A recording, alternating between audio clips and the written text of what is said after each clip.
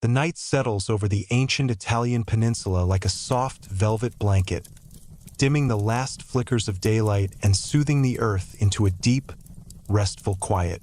Long before empires rose and marble streets shimmered beneath the Mediterranean sun, before legions marched and eagles soared over distant horizons, the land itself breathed in silence. Rolling hills, covered in thick forests and scattered with small streams, reflected the faint silver glow of the moon. The air carried the pine-scented stillness of untouched wilderness, untouched civilization, untouched destiny. Somewhere in the distance, wolves howled, not in fear, not in threat, but as if calling to the stars themselves, a gentle reminder that this land had belonged to nature long before humans ever dreamed of shaping it. The Tiber River, still young and narrow, whispered softly over smooth stones, its waters sliding like silk beneath the pale light. No cities lined its banks yet. No marble bridges arched above it. Only the quiet rhythm of a river waiting for its story to begin. You breathe slowly now, drifting into the peaceful rhythm of this ancient world. The wind moves through tall grasses, creating gentle waves that shimmer under the moon, as if the land is exhaling in its sleep. Fireflies flicker near clusters of oak trees, glowing faintly like scattered stars brought down from the heavens. Sheep sleep in small patches of clear land where shepherds watch the skies, unaware that they rest on ground where one day mighty emperors will walk. This is Latium, long before the name means anything to the world. Long before cities, long before kings, long before legends solidify into marble. And yet, something stirs beneath the quiet, something ancient, something destined. The earth holds a memory, a story waiting to awaken, and the distance, soft clouds drift over the moon. A silence deeper than the night itself washes over the land. You can almost feel it, a gentle pull, like the breath of fate brushing lightly across the world. This is not the silence of emptiness. It is the silence before creation, before an idea takes shape, before destiny steps into the light. Across the dark hills, near the twin slopes of Mount Palatine and Mount Aventine, shadows shift softly. Here, beneath thick layers of soil and tangled roots, lies a place older than myths, a place shaped by both the hands of the earth and the echoes of the divine, a place where two worlds, mortal and celestial, touch without fully understanding why. Tonight, you drift into this space, sinking deeper into calm, deeper into the gentle embrace of the ancient land. The wind grows softer. The river's murmur steadies into a quiet lullaby. Even the stars appear closer, glowing with warmth rather than distance. Before Rome existed, before its name was ever whispered, the world carried stories. Stories of gods and spirits who walked among the hills. Stories of powerful forces shaping the fate of early shepherds and wanderers. Stories of births, sacrifices, transformations, and awakenings. The people of these lands believed that the earth itself had a soul, something ancient and protective, watching over the sleeping hills, and tonight, you feel that presence. It radiates softly from the ground beneath you, rising like a gentle warmth. Feels peaceful, almost maternal. A calm pulse, steady and slow, beating within the soil as if the earth itself is dreaming. And in that dream, images slowly begin to form. You see two distant lights flicker into existence. Faint, newborn, fragile. At first, they appear meaningless, like sparks drifting from a dying fire. But then they grow brighter, glowing softly against the darkness. Slowly, gently, they shape themselves into forms. Small figures lying in a cradle woven not by human hands, but by nature itself, twin infants. Their faces are peaceful, lit by soft moonlight. Their breathing is steady, calm. They sleep beside the river, sheltered in a hollow beneath a cluster of fig trees. But they are not alone. A shadow moves near them. Not a threat, not a predator. A shape emerges from the darkness, outlined by the faint glow of the moon. A she-wolf steps forward, her eyes warm, her presence protective. She lowers her head, nuzzling the twins gently, as if recognizing them, as if welcoming them, as if drawn to something extraordinary within their small, fragile bodies. She curls around them, offering warmth. The twins rest against her, safe within the embrace of a creature whose spirit carries both the wildness of the forest and the quiet wisdom of the ancient world. This is the mythic beginning everyone knows. But tonight, we experience it not as a story repeated through centuries, but as a dream unfolding gently in the cradle of time. The she-wolf watches the stars, her eyes reflecting their silver light. She knows nothing of emperors, legions, or marble temples, but something guides her. An instinct, a whisper, a connection between the mortal world and the divine. She protects the twins like her own, not realizing the magnitude of her role, not realizing that she cradles the seeds of an empire destined to shape the world. You breathe in the quiet of the night, letting this ancient scene wash over you like a soft wave. The myth feels real not because of its grandeur, but because of its simplicity. A wolf, two children, a silent river, a sleeping world. In the distance, another figure approaches, an old shepherd with a tired gait, guided by intuition more than eyesight. He follows the riverbank, carrying a staff worn smooth by years of use. His eyes widen when he sees the strange scene illuminated by moonlight, the wolf standing guard over two infants. For a moment, he freezes. Then, as if understanding something sacred, he steps forward slowly, not wanting to disturb the harmony. The wolf does not growl. She does not step away. She simply looks at him with calm, ancient understanding, as if passing a responsibility she has carried long enough. The shepherd kneels, gently lifting the twins into his arms. The wolf watches with unwavering eyes, her breath steady, her spirit peaceful. Then she steps backward into the shadows, becoming once more a creature of the wild, leaving behind a moment that will echo through eternity. The shepherd carries the children home, not knowing that their lives will change his own, not knowing that they will one day change the world. But the land knows, the river knows, the sky knows, because destiny has stirred. You sink deeper now into the quiet rhythm of this ancient world. The shepherd's cottage glows softly with firelight. His wife welcomes the twins, wrapping them in warm cloth, whispering prayers to the household spirits. The wind outside calms. The river slows. The night deepens as the twins sleep. Their dreams ripple through the air, soft waves of energy that drift into the shadows outside the cottage. The hills feel these dreams. The forests feel them. The soil beneath the village feels them. It is as if the very land is listening, absorbing the gentle hum of a future not yet written. Years pass in a quiet blur. The twins grow stronger, their bond deepening like the roots of an ancient oak. They run through fields, wrestle near the river, climb hills in search of adventure. Their laughter echoes across the valley, carried by the wind like a promise. And yet, there is something more inside them, something that sets them apart. They feel the earth differently. They sense the presence of unseen forces, the spirits of hills, the guardians of rivers, the quiet hum of ancient power slumbering beneath the land. They listen to the world, and the world listens back. As the nights drift on, you feel your breath slow.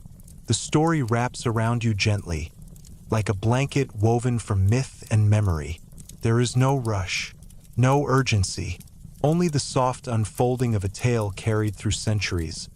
Because Rome does not rise in a moment, it rises in a whisper, in a dream, in the quiet hearts of two children destined to awaken a sleeping world. The hills wait. The river waits. History waits. and you drift deeper into calm as the ancient world prepares for the dawn of a city that will one day shape the destiny of countless generations. The soft light of early morning stretches across the quiet valley, brushing the tops of the hills with pale gold. The air is cool and still, carrying the gentle scent of damp grass and wildflowers. A thin mist floats above the Tiber River, drifting lazily through the spaces between the reeds. Everything feels peaceful, almost suspended in time, as if the land itself is taking a slow breath before awakening. Romulus and Remus, now older, still young, still wild, but already shaped by something deeper, move quietly along the riverbank.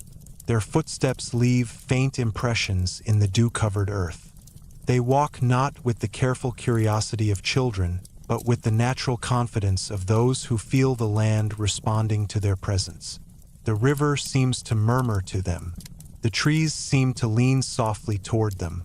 Even the wind seems to pause, listening. The shepherd who raised them watches from a distance, leaning on his weathered staff. His eyes carry the tenderness of a father and the quiet worry of someone who senses that the world is preparing to take the boys far beyond the safety of his simple home. He cannot name the feeling, but he knows it. Destiny is stirring again. The twins stand at the edge of the river, watching the water flow over stones polished smooth by centuries. The sun breaks through the mist, scattering diamonds across the surface. Romulus kneels, dipping his hands into the cool water. Remus stands beside him, listening to the faint rush of the current. Neither speaks. They do not need to. The river speaks enough for both of them. Romulus feels strength in the flowing water, a restless energy, bold and unyielding. Remus feels something different, a whisper of memory, something ancient and sorrowful hidden beneath the surface. He closes his eyes, almost hearing echoes, almost feeling visions brushing against his thoughts and the quiet morning air. Something shifts. A soft vibration pulses through the ground, so subtle it could be mistaken for the heartbeat of the earth. The boys straighten, instinctively aware. The river's flow slows. The wind softens. A hush settles across the valley. From somewhere unseen, a gentle voice seems to drift across the land. Not spoken, not heard, but felt. A presence older than the hills, older than the rivers, older even than the stars in the night sky. A presence woven into the myths of the earliest tribes, whispered about in sacred groves, honored in the shadows of ancient stones. The twins sense it before they understand it. The land is calling. Romulus feels the call like a spark igniting within his chest. Remus feels it like a soft hand guiding him forward. Together, they take a few slow steps into the shallow water, feeling the current brush against their ankles. The river welcomes them, not as outsiders, but as children returning to a place that remembers them. Remus kneels, pressing his palm to a smooth stone half buried beneath the current. The stone is cool at first, but then, slowly, warmth radiates through it. Soft, steady, ancient. His eyes widen slightly. Romulus touches the same stone, and the warmth floods into him too. A memory. Not theirs, but the land's, surfaces gently, like a dream. They see a hill untouched and silent. They see a circle of trees swaying in the wind. They see a flicker of fire, the glow of torches, the silhouettes of people gathered in reverence. They see a wolf, majestic and calm, standing beside them, not as a mother now, but as a guardian spirit watching over their path. The vision fades as softly as it arrived. The twins withdraw their hands, standing in silence. Neither speaks of what they saw, but both understand. The land remembers them, and they remember the land as the morning brightens. They walk back toward the shepherd's cottage. Birds begin to sing. The mist rises. Life returns to the valley. And yet, something lingers. An awareness. a quiet knowing that their lives are connected to forces far older and far greater than themselves. Days pass. The twins grow stronger, faster, wiser. They learn the rhythm of the seasons, the subtleties of the animals that roam the hills, the behavior of the river during storms. They train by wrestling each other, testing their strength, their instincts sharp and unusually deep. Romulus becomes bold, driven by a restless fire that pushes him toward challenge, toward action, toward leadership. Remus grows attuned, listening to the world with unusual sensitivity, feeling the hidden currents beneath every moment. Their differences do not divide them. They complement each other, forming a balance rare among brothers as they enter adolescence. Their bond becomes something like a shared pulse, guiding them through the complexities of early life. They hunt together. They explore hidden valleys. They sleep beneath the stars, listening to the quiet breathing of the night. And always, the land feels alive around them. Sometimes, at dusk, Remus hears distant whispers in the wind, soft, ancient voices drifting through the trees. Sometimes Romulus feels sudden bursts of strength, as if the earth itself is flowing through his veins. They do not fear these moments. They accept them without question, as though they are simply part of who they are. Their adoptive parents notice the unusual qualities in the boys but choose not to question them. Love requires no explanation. They raise the twins with affection, guiding them with steady hands and open hearts, unaware of how deeply the future will be shaped by their kindness. Then, one summer evening, everything changes. The setting sun paints the sky in shades of amber and violet. The twins sit at the edge of a clearing, watching the last light fade through the branches. The air is warm and still, filled with the hum of insects preparing for night. The scene is peaceful, until the quiet breaks with the sound of hurried footsteps. A shepherd from a nearby hillside appears, breathless, fear in his eyes. He stumbles toward the twins' adoptive father, speaking in urgent tones. Though the twins cannot hear every word, they understand enough. Raiders have come, warriors from a distant tribe, fierce, desperate men with fire in their eyes and hunger in their hearts. The shepherd points toward the valley. Smoke rises in the distance. Romulus stands immediately, fists clenched. Remus rises more slowly, his expression troubled, sensing the sorrow blooming across the land. Their adoptive father tries to usher them inside, fearing what might happen if the twins confront the danger. But destiny rarely waits for permission. The brothers exchange a glance, one filled with both determination and understanding. They run. Their footsteps pound through tall grass. The wind lifts their hair. The smoke grows thicker as they approach the valley. Cries echo through the hills. Flames flicker between the trees as they reach the outskirts of the attacked settlement. They see chaos. People fleeing, fire spreading, raiders driving livestock away.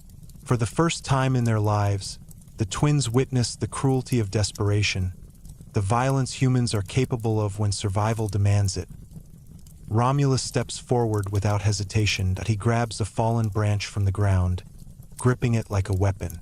Remus tries to stop him, sensing the danger, but Romulus breaks into a sprint, charging toward the raiders with primal instinct. What happens next feels almost impossible as Romulus swings the branch at the closest attacker. A sudden force surges through him, strength far beyond what his body should possess. The raider falls instantly. Remus, seeing his brother in danger, rushes forward as well. He does not attack. Instead, he steps between fleeing villagers and approaching enemies, guiding people to safety, sensing where danger will strike before it arrives. The brothers move like two halves of a single spirit. Romulus burns with the fire of protection. Remus glows with the calm of intuition. Together, they drive the raiders back, forcing them to retreat across the valley and disappear into the forest. Silence falls.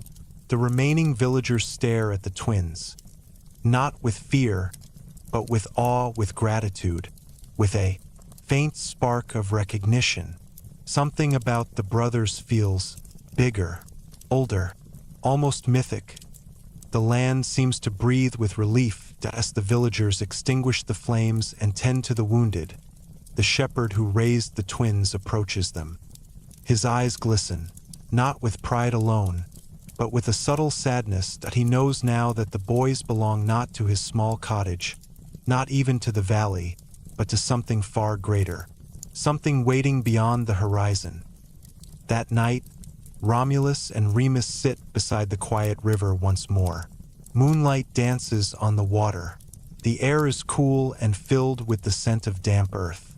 The world feels calm again, but the calm carries a new undertone: anticipation. Romulus speaks first, his voice low. "We can't stay here forever." Remus nods, feeling the truth settle into his bones. "The land is calling us," he whispers. The river murmurs in agreement. You feel the quiet of the night pressing gently around you, guiding you deeper into rest. The brothers' shapes soften in the moonlight. The land hums softly beneath them, as if preparing for the journey that will one day lead to the foundation of a city unlike any the world has known. For now, the twins sleep beside the river, their dreams interwoven with the fate of the land. The hills stand silent, watching over them. The stars glow softly, like guardians scattered across the night sky. Rome is not yet born, but the heartbeat of destiny is getting louder, and you drift deeper into calm as the next chapter of their journey waits beyond the dawn. The dawn rises slowly over the hills of Latium, painting the sky in soft strokes of rose and pale gold. Mist rolls gently through the valleys, drifting like a quiet memory of the night that is slowly dissolving. The air carries the scent of morning dew, cold stone, and distant pine trees. It is peaceful, so peaceful that the world seems to be holding its breath. Romulus and Remus walk side by side along a narrow path carved through tall grasses, their silhouettes long and soft in the early light. They are older now, not yet men, but no longer children. Their movements have changed. They carry themselves with purpose, their steps guided not only by instinct, but by something deeper, something calling to them from beyond the familiar hills of their youth. The land responds to them now. When they walk, the air seems to shift. Birds quiet for a moment. The river softens its tone. Even the trees seem to lean subtly toward their path, as if acknowledging the presence of two lives tied to a destiny far greater than the simple rhythms of shepherd life. After the battle with the raiders, whispers spread across the surrounding valleys. People spoke of the twins with awe. Some called them blessed. Others believed they had been touched by the spirits of the land. But to the twins, none of these words mattered. What mattered was the feeling. A steady hum beneath their feet, a quiet force guiding them toward the unknown. This morning, the pull is stronger. Romulus pauses near the crest of a hill, gazing toward the horizon. The sun sets the world glowing in soft gold, illuminating the curves of distant hills. His chest rises with a slow breath, as though absorbing the quiet power of the land. Remus stands beside him, eyes half closed, listening. Not with his ears, but with the strange, intuitive awareness that has always been a part of him. He hears something faint, like a heartbeat echoing through the hills. Not a sound, a presence. The hills are calling. He murmurs. Romulus nods. I feel it too. They continue walking. Below them lies the valley where they grew up, dotted with small cottages, grazing sheep, and familiar trails. Smoke rises gently from the shepherds' hearths. Life continues as it always has, quiet, steady, humble. But the twins know they cannot stay. The shepherd who raised them watches silently from the doorway of his cottage, leaning slightly on his staff. His eyes are gentle and tired, filled with unspoken emotion. He knows the boys must leave. He knew it long before this moment. Some children belong to their families, but others belong to the world. He does not call out to them. He simply watches, proud, grateful, and quietly heartbroken, as the twins take their first steps beyond the boundaries of their childhood. The path leads them toward the distant hills, steep, ancient, and wrapped in layers of myth older than any memory. Travelers avoid these hills, whispering of sacred groves, wandering spirits, and places where the mortal world and the divine brush against each other.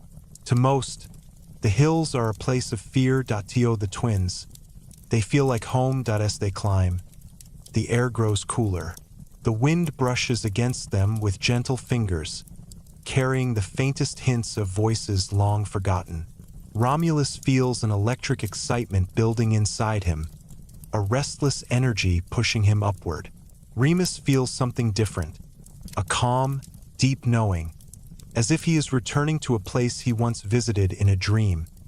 Near the top of the first hill, they stop to rest beneath a cluster of old oak trees. The branches sway softly, whispering with the wind. Remus runs his hand over the rough bark of the nearest tree. The texture is ancient, deeply grooved, carrying centuries of memory. "This place is alive," he whispers. Romulus smirks softly. "Everything is alive to you." But there is no mockery in his voice, only affection, only understanding.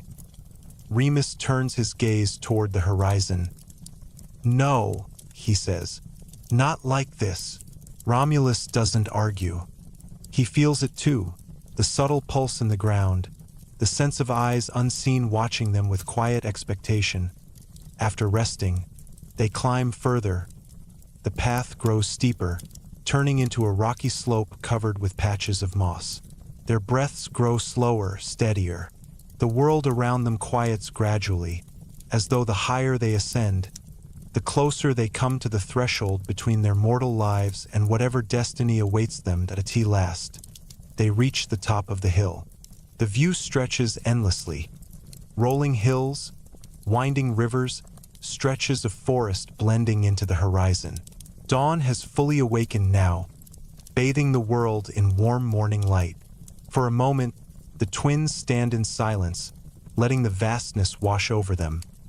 "It feels like it belongs to us," Romulus says softly. Remus closes his eyes, letting the wind brush over his face. "Or we belong to it." They turn to see something unexpected. At the center of the hilltop lies a circular clearing, perfectly round, untouched by trees or rocks. The grass inside it is shorter, smoother, as though cut by invisible hands. The earth feels dense with energy, humming faintly beneath their feet. Romulus steps into the circle. Immediately, he feels the air thicken around him, charged with something ancient, something powerful. Remus joins him, feeling the faint tremble in the ground intensify. Without speaking, both kneel and place their palms on the soil.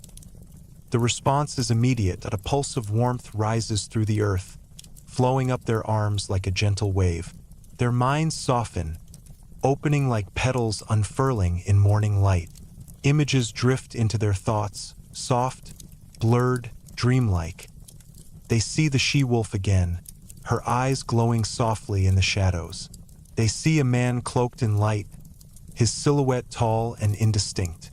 They see firelight reflecting off stone walls. They see the beginnings of a settlement, primitive huts clustered near the river, smoke rising from central hearths. They see people gathering, united by something unseen. And then, another image emerges. A hill. This hill. On its summit, people stand together, men and women, young and old, holding torches that flicker against the night. They speak words in languages the twins do not understand. Yet the meaning is clear. A city will rise here, a city of strength, a city of destiny. The vision fades, dissolving like mist under sunlight. Romulus exhales slowly, breath trembling. Remus opens his eyes, voice barely above a whisper. This is where it begins. Romulus stands, feeling a fire ignite inside him. Then we build it. Remus looks at him with quiet intensity. Not alone. Romulus nods. Not alone. They leave the hilltop knowing their path is no longer uncertain. The world has spoken to them. The land has chosen them. A city is waiting to be born. Not through conquest, not through royal decree, but through the call of destiny itself. As they walk down the far side of the hill, the sun climbs higher, warming their faces. Birds scatter from the treetops. The river glimmers in the distance, guiding them like a silver ribbon. The twins follow the slope until they reach a wide meadow bathed in golden light. The grass sways gently in the breeze, bending as though bowing to unseen forces. At the center of the meadow stands a lone figure, an old man. He is dressed in simple woven cloth, leaning lightly on a staff made from polished olive wood. His eyes are pale and bright, as if reflecting the sky itself. The lines on his face speak of age, wisdom, and long journeys. He looks at the twins as though he has been waiting. "You felt it, then?" he says softly. Romulus tenses. Remus steps forward cautiously. "Who are you?" Remus asks. The old man smiles faintly.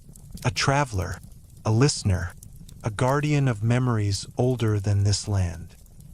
His words settle gently into the air, neither threatening nor comforting. Simply true. Romulus narrows his eyes. "What do you want from us?" "Nothing," the man replies. "It is what the land wants from you that matters." He gestures toward the hills, the river, the open sky. "This place has called to many," he continues, "but only a few have answered." He takes a slow step closer, studying the twins with eyes that seem to see beyond flesh and bone. "You are not ordinary. You carry the blessing of the she-wolf, the strength of the earth, the fire of destiny." Remus feels a shiver run through him, not of fear, but of recognition. "What are we meant to do?" he asks quietly. The old man lifts his staff, pointing toward the distant slopes of the Palatine Hill. "You are meant to build what others cannot imagine. A beginning." He lowers his staff. "A home for a people not yet awake." Romulus feels his heart pounding, a fierce, determined rhythm. "What do we need?" he asks. The man smiles softly. "Patience," he answers. "Courage, and most of all, unity." He turns, walking past them slowly, his form blending with the shimmering light of the meadow. "Remember," he says without looking back, "greatness is not born in strength alone, but in harmony." And with that, he disappears into the trees. The twins stand in silence for a long moment, letting his words settle deep into their spirits. Romulus clenches his fists. "We build it," he repeats with conviction. Remus nods. Together, the wind rises gently, swirling around them, carrying the faint sound of distant echoes. Hints of the future, whispers of marble and bronze, the shadows of legions not yet born. They walk toward the river once more, side by side, guided by the steady heartbeat of the land, and somewhere deep beneath the hills of Latium, destiny stirs again. Quietly, patiently, like a god awakening from ancient sleep, you feel your breath slowing, your body softening, your thoughts drifting gently as the story settles into your mind like a warm blanket. The world fades into calm. The land rests. The twins continue their journey. Rome is still only a whisper, but the whisper is growing stronger. The morning drifts across the valley with the gentleness of a soft breath, washing the hills in pale sunlight and settling over the land like a warm blanket. The twins, Romulus and Remus, walk side by side along the river they have known since childhood, the river that once cradled them, the river that now feels like a guide leading them toward a destiny neither can fully understand. The water glimmers in the early light, reflecting the sky in long ribbons of blue and gold. Birds circle lazily overhead, gliding in slow arcs as though honoring the quiet unfolding of this moment. The world feels heavier today, not with fear, but with expectation, as though the earth beneath their feet is preparing itself for a change that will echo for centuries. Romulus stops at the river's edge, staring into the flowing water. "We need to choose," he says softly. Remus nods, kneeling to touch the surface. The water is cool, clear, moving with gentle purpose. The hill in our vision, it wasn't just a dream. "No," Romulus replies. "It was a beginning." The brothers exchange a quiet look, unspoken understanding passing between them like a shared heartbeat. They turn from the river and begin climbing the slope toward the Palatine Hill. The path is steep, but they climb with steady breath and sure steps. The wind moves through the grass around them, bending the tall stalks toward the earth in graceful waves. Wildflowers at the hillside, blue, white, yellow, each one swaying as though greeting the brothers as they ascend. As they reach the top, the world opens before them. The meadow spreads out like a vast, glowing canvas, sunlight spilling across it in a soft golden haze. The air feels different here, thicker, older, filled with a quiet humming energy that vibrates through the soles of their feet. The ground beneath them seems to pulse, alive with memory. Romulus inhales deeply. "This is where it should be." Remus nods slowly, eyes drifting over the landscape. "I feel it too, like something waiting for us." The gentle pulse beneath them grows stronger, as if the land is acknowledging their presence. They take a few steps forward, each movement slow and reverent. When they reach the center of the hilltop, something shifts. The wind calms, the air thickens. A deep, resonant silence settles around them, soft, warm, almost sacred. Romulus kneels and presses his hand to the ground. Remus does the same. Warmth rises from the earth, steady, soft, ancient. It pours upward through their palms, into their arms, filling their chests with a quiet, powerful heartbeat not their own. Their eyes close, breaths falling into perfect rhythm. A vision unfurls. They see fields, vast and open, surrounding huts clustered near the river. They see people gathering around fires, speaking of plans and dreams. They see hands building walls, stacking stones, shaping a future. They see pathways forming like veins through the land, connecting life to life. They see a city, not yet real, but real enough in the dream of the earth. A city with strong walls. A city of order. A city born not from a throne, but from the land itself. And then, a shadow crosses the vision. A hint of conflict, a moment of separation. The image flickers, then softens into peaceful darkness. The warmth fades. Romulus exhales slowly, opening his eyes. "It showed us the city." Remus nods. "But it didn't show us how." Romulus stands, determined. "Then we discover how."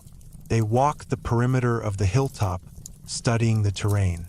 The slope toward the river is gentle, perfect for bringing water, perfect for carrying supplies. The opposite side descends into a dense forest, offering protection and resources. The hilltop itself is wide and open, ready to hold buildings, fires, people, life. Romulus stops near a small cluster of stones. "This is where the first walls should go." Remus kneels beside him. "It feels right." They begin placing stones, small ones at first, simply marking the outline of something that does not yet exist. Their hands move slowly, deliberately. The sun climbs higher, warming their backs as they work. The sound of stones tapping against the ground blends with birdsong and the distant murmur of the river. Hours pass like gentle waves. Then, as the sun reaches its highest point, Voices drift up from the slope. A small group of shepherds approaches. Men and women from nearby hills, people who heard stories of the twins' bravery against the raiders. They come not as followers, but as curious souls drawn to something they cannot name. Point one of them, a tall man with dark hair, steps forward. "We saw you come here," he says. "We feel something happening. What are you building?" Romulus wipes sweat from his brow.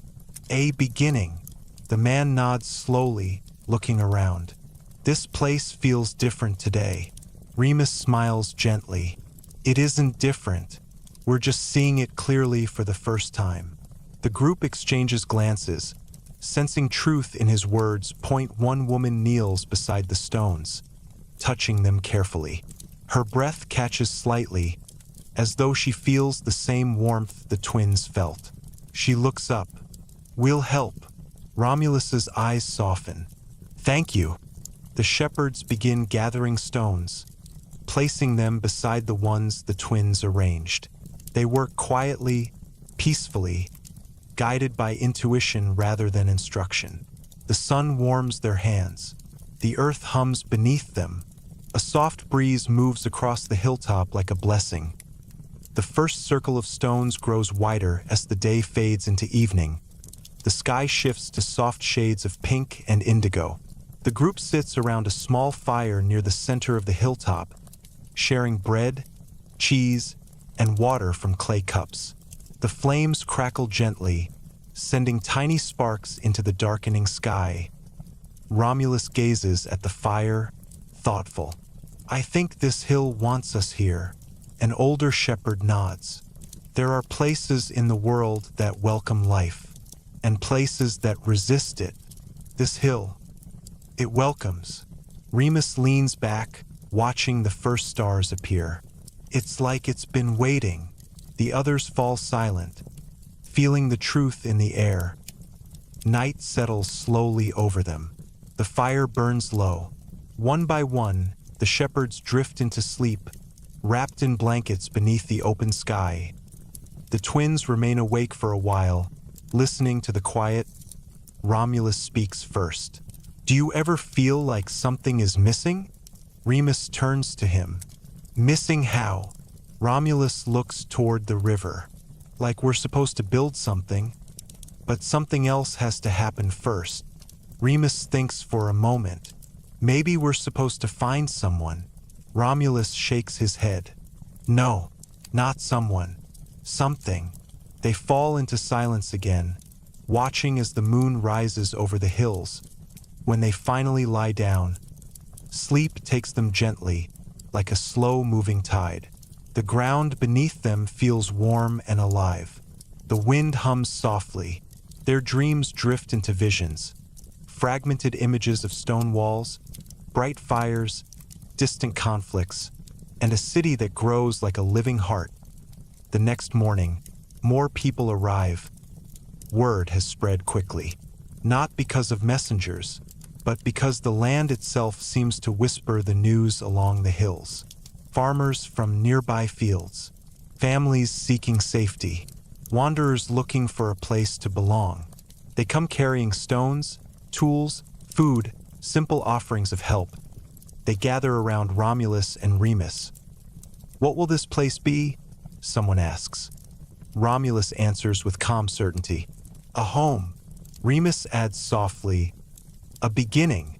Work begins again, slow, steady, peaceful. People clear the grass. Others shape stones. Children collect sticks for fires. The hilltop becomes a quiet symphony of effort, each movement gentle, each sound blending with the wind that as days pass. The first outlines of primitive shelters appear. A central fire pit is dug. Stones are arranged in a wide circle to mark the heart of the settlement at a night. The sky glows with countless stars. The flames dance in the center of the circle, casting soft golden light on faces filled with hope and curiosity. The twins sit among them, their presence steady and quietly guiding. Point one evening, as the fire burns low, an older woman approaches them. Her eyes hold a deep wisdom, as though she has lived many lives in one. "You are leading these people," she says. Romulus opens his mouth to deny it, but she lifts a gentle hand. "No," she says, "not with your voices, with your presence." Remus looks at the fire. "We're not trying to lead. That is why you are," she replies. She sits with them for a while, gazing at the glowing embers. "This hill feels awake," she murmurs, "as if your arrival stirred something ancient." Romulus nods. "We feel it too." She smiles softly. "Then listen to it. It will tell you what to do." She leaves them with those words, disappearing into the shadows. The twins watch the fire in silence, feeling the truth settle deep within their bones. The next few weeks pass in a slow, dreamlike rhythm. They build, they rest, they share stories, they shape a place where people feel safe. Safe in the land, safe in each other, safe in the quiet heartbeat of the hill. But beneath the calm, something else grows. Romulus begins to feel a fire inside him, stronger each day, urging him forward. Remus feels the land humming with a different tone, quieter, warning, uncertain. Their differences, once gentle, begin to stretch, like two branches growing in slightly different directions point one night. As the moon rises high over the nearly formed settlement, Romulus stands alone at the edge of the hilltop. His jaw is set, his eyes sharp with ambition. "This place will be great," he whispers to the night. Remus stands behind him, quiet as a shadow. "Greatness isn't built in a day." Romulus turns. "But it must be built, and soon." Remus steps closer. "We must move with the land, not against it." Romulus's voice hardens. "And what if the land is waiting for us to act?" The wind stills. A fragile silence hangs between them, thin as glass. Remus looks at his brother with gentle sadness. "We must stay united." Romulus looks toward the dark hills. "We will." But the tone in his voice carries a tension the night does not hide. They stand together, but something small shifts inside the space between them, quiet, subtle, the first shadow of a separation that destiny has been carrying in its heart since the moment they were born. For now, though, the brothers walk back to the fire, side by side, the warmth of the flames brushing their faces as the land sleeps and dreams, and somewhere deep beneath the earth, the future whispers softly, waiting. The sky above the Palatine Hill dims into a soft wash of twilight, a gentle mixture of lavender and deep gold that melts slowly into the coming night. A thin veil of mist rises from the river, wrapping the hillside in a calm, dreamlike glow. Fires flicker at the center of the growing settlement, their orange light pulsing softly against the darkening horizon. The voices of the people move in quiet waves, faint laughter, the sound of hands shaping clay, whispers carried by the wind. Everything feels peaceful, almost too peaceful, as though the land itself is holding its breath. Romulus walks the perimeter of the hilltop with slow, steady steps. His hands are clasped behind his back, his posture straight, his eyes sharp with purpose. Each footstep presses firmly into the earth, as though staking a claim to the land with every movement. The light of the fires flickers against his face, revealing the tension beginning to settle in his jaw. He circles the settlement again, slower this time, measuring distances, calculating space. He imagines walls rising from the ground, tall and protective. He imagines gates carved from heavy wood. He imagines roads spreading out like veins, connecting their hilltop to the wider world. He imagines power, order, structure. He imagines Rome. Remus sits near the fire, watching his brother with quiet eyes. His hands rest gently on the ground, fingertips brushing blades of grass that sway with the rhythm of the cool evening breeze. He listens, not to the people, not to the crackling fire, but to the earth itself. It hums beneath him, soft and steady, a calm heartbeat whispering through the soil that he senses something shifting. Not in the land that I and Romulus. A young boy runs past, carrying a bundle of sticks for the fire. Remus smiles warmly at him, but the boy pauses, glancing nervously at Romulus on the hill's edge before hurrying away again. People are beginning to notice.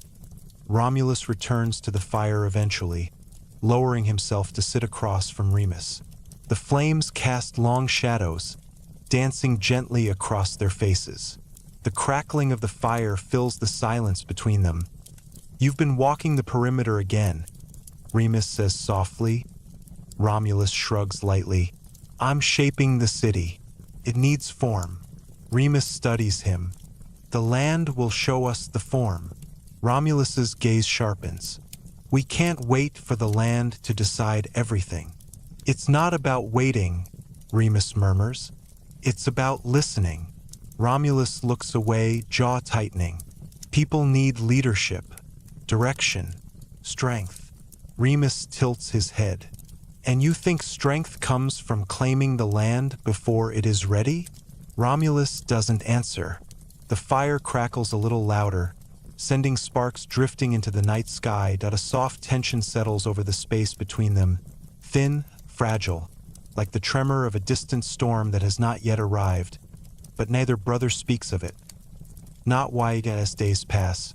More people arrive at the hilltop settlement, drawn by stories, by curiosity, by a strange sense of belonging they cannot explain. Some bring baskets of grain. Others carry tools. A few arrive with nothing but hope in their eyes. Every new face is another thread in the fabric of a city not yet fully formed. The twins greet them all, but their ways of greeting differ. Romulus greets with confidence. His handshake is firm, his voice strong. He stands tall, reassuring newcomers that they have chosen well, that this hill will become a sanctuary, a home, a beacon for all. Remus greets with quiet warmth that he asks about their journeys, their stories, their fears. He listens, he comforts, he helps settle disputes before they even begin. When children cry at night, Remus is the one who sits with them beside the fire, humming old songs they half remember from distant valleys. The people respect both brothers, but they lean toward one or the other, and slowly, quietly, the settlement begins to split. Those who seek protection gather near Romulus. Those who seek harmony gather near Remus. It is not conflict, not yet, just a gentle shift in the current of the settlement. But the land feels it. Animals move differently, birds circle lower. The wind changes direction at odd moments. The earth whispers warnings. Small, subtle, but unmistakable to Remus. One night, he rises from sleep and walks alone to the edge of the hill. The moon glows bright overhead, casting silver light across the settlement. The air feels heavy, thick with unspoken tension. He kneels and presses his palm to the ground. The earth responds. A soft pulse, a slow, aching hum. A sorrowful tremor. Remus's eyes close. It's coming, he whispers. He does not know what, but he feels it in his bones. The next morning, Romulus gathers a group of men at the northeastern edge of the hilltop. "We start the wall here," he declares. "A strong wall, a wall that will protect us." Remus approaches quietly, still half wrapped in the heaviness of last night's vision. "Romulus," he says, voice gentle, "the land isn't ready for walls." Romulus turns sharply. "The land doesn't decide what we build." Remus meets his gaze calmly. "Then who does?" Romulus steps closer, eyes burning with determination. "Ido." "We do. The people do." Remus lowers his voice. "Walls built too soon will fracture the settlement." Romulus scoffs. "Walls built too late will destroy it." The workers shift uncomfortably, sensing the rising tension. Remus takes a slow breath. "Let's ask the land, just once more." Romulus's jaw tightens. The land has spoken enough. Before Remus can reply, Romulus lifts the first stone and places it at the edge of the hilltop. The ground shivers. A faint tremor, small but unmistakable, moves through the earth like a ripple through shallow water. The workers freeze. Remus stares at the ground.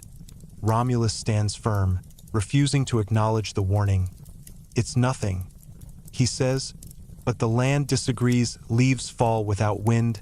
Birds burst from the trees. The river's current shifts abruptly, splashing against its banks. Remus steps forward, voice urgent for the first time. "Romulus, stop!" Romulus lifts another stone. Remus grabs his arm. The two brothers stand locked in silence, breaths shallow, eyes fierce. "You cannot force destiny," Remus whispers. Romulus pulls his arm free. "Destiny must be claimed." The workers step back, unsure. A divide has begun. Over the next few days, the tension between the brothers grows like shadow creeping across stone. They speak less. They sleep further apart. Their visions for the settlement drift like two rivers splitting at a fork. Remus spends his time among the people, soothing worry, guiding peaceful work, listening to the silent murmur of the land. Romulus spends his time studying the perimeter, marking potential boundaries, shaping plans for a city of strength, walls, order. Command point. One evening, as the sun sets in a haze of deep amber, an argument erupts between two families over a plot of land near the river. Voices rise. Anger flares. Romulus steps between them, his presence commanding. "This land belongs to the settlement," he declares. "No one can claim it." The families protest. Romulus raises his voice. "There must be rules." Remus arrives, placing a calming hand on one man's shoulder. "We can find balance. Share the land. Let the earth guide the decision." Romulus cuts him off sharply. "The earth does not lead. Leaders lead." The people fall silent. The wind stops. Even the fire seems to quiet. Remus studies his brother, recognizing something new. A shadow of ambition, a hunger for control, a spark that could shape the future or destroy it. "Romulus," he says softly, "the city cannot rise if we are divided." Romulus turns away. "Then don't divide it." Remus's heart sinks. He feels the tremor beneath the surface, small, fragile, dangerous. The fracture is growing. Late that night, Remus walks alone to the hilltop circle, the place of the earliest visions. The moon is half hidden behind clouds. The air is chilled, carrying a faint scent of rain. Remus kneels, touching the earth with trembling hands. "Show me," he whispers. "Show me what is coming." The ground warms under his palms. The vision arrives slowly, like mist curling around his mind, as he sees the settlement. Bright, alive, full of people. He sees Romulus, standing strong, leading with confidence. He sees walls rising. He sees roads forming. He sees Rome. But then, a shadow, a gate, a scream, a brother falling. The vision collapses into darkness. Remus pulls his hands away, breath shaking. He stands slowly, looking toward the sleeping settlement. His voice is barely a whisper. "Rome will rise, but not without loss." He does not know how to stop it, that he does not know if it can be stopped. But he knows one thing with perfect clarity. The fracture between him and Romulus has begun. The land feels it. The river feels it. Fate feels it. And so do you, drifting deeper, letting the slow waves of the story settle into your breath. Rome is coming, but destiny never arrives quietly. The days that follow drift slowly across the hills of Latium, each sunrise stretching softly over the settlement like a gentle reassurance that the world is still turning. And yet, beneath this calm rhythm of daylight and shadow, something quiet and heavy lingers. An unspoken tension, a tremor beneath the soil, a subtle shift in the breath of the land. The people sense it first, not through words, not through arguments, but through silence, Romulus walks the hilltop with long strides, eyes focused on distant horizons only he can see. His hands gesture as he speaks to groups of men, explaining, shaping, commanding. His voice is firm, his vision sharp, his presence increasingly magnetic. People gather around him with admiration, with trust, with anticipation of the strong city he promises to build. Remus walks the same ground more slowly. He listens to the earth, to the wind, to the worries that settle in the hearts of the settlers. He moves with the rhythm of the land, gentle, thoughtful, attuned. Wherever he steps, tension seems to ease, as though the earth itself exhales softly beneath his feet. The settlement grows in two directions at once, one of strength, one of balance. But the land knows no split can last forever. One morning, Romulus gathers the workers at the northern edge of the hill. He stands tall, with the sun behind him, casting a long shadow that stretches across the ground like a dark spear. "We begin the wall today," he announces. A murmur spreads through the crowd. Some smile with relief. Others glance nervously toward Remus, who stands in the back, feeling the earth pulse uneasily beneath him. Romulus marks the boundary with confident movements. "Here, the line begins here. Everything within this boundary will be protected. Everything beyond it will be cleared." Workers begin digging, stones are carried, tools strike soil with rhythmic thuds. The first outline of a wall, Rome's first wall, begins to take shape. Remus steps forward slowly. The ground beneath him shivers. "Romulus," he says gently, "listen to the earth. It is warning us." Romulus doesn't look up. The earth is silent. "No," Remus replies, "you are not listening." Romulus straightens, turning sharply. "This wall will protect our people." Remus meets his gaze calmly. A wall built before unity creates division. Romulus steps closer, eyes hot. Division comes from hesitation, from weakness, from waiting.